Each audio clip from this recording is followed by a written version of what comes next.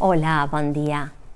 M'heu preguntat, molts de vosaltres, si hi havia algun conte, alguna història per explicar als xiquets esta situació de guerra que estem vivint i dels que ells també són coneixedors. N'hi ha moltíssims contes que podeu trobar a les llibreries i a les biblioteques, però jo n'he triat uno que m'agrada molt, que precisament el vaig contar l'any passat. Este conte es diu Boom! La guerra dels colors, fet per Ximo Abadia i de l'editorial Montena. Diu així: aquesta és la història de dos pobles veïns que vivien en pau.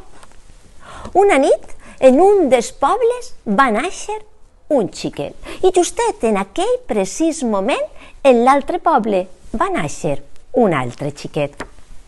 Un va créixer obsessionat per el color verd i l'altre va créixer obsessionat per el color roig.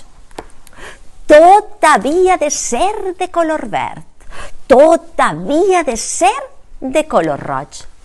Un matí els camins dels dos es van creuar i sabeu què va passar? Que van començar a discutir. Roig, verd, roig, verd, roig, verd, roig, verd.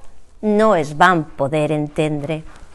Es van enfadar tant que quan van arribar cadascú als seus pobles van començar a escampar mentires. Uns dies que hi havia un monstre roig que es menjava les persones, que trencava les cases, i els altres van dir que hi havia un monstre verd, un gegant verd, que el que feia era agafar els xiquets i que fins i tot cremava els camps.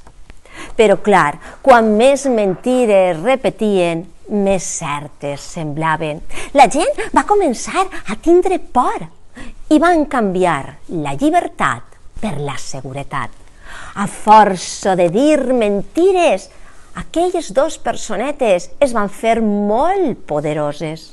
Primer volien dominar el poble del costat, però a poc, després volien dominar el món sencer. En una banda van prohibir tot el que fora de color roig i a l'altra van prohibir tot el que fora de color verd. I amb el pas del temps van prohibir la resta de colors.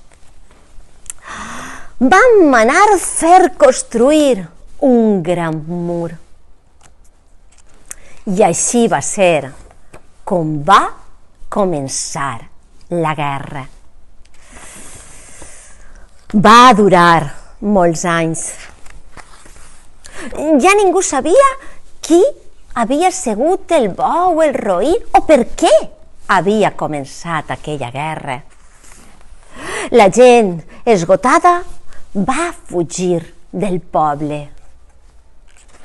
Però ells dos van decidir que anaven a continuar aquella guerra i es van quedar sols. Molt sols. Un dia, de repent, bum! La guerra va esclatar de tal forma que aquells dos pobles es van quedar sense colors, sense gent, sense res. Aquesta història s'ha acabat i espero quan l'escolteu que la guerra també hagi finalitzat.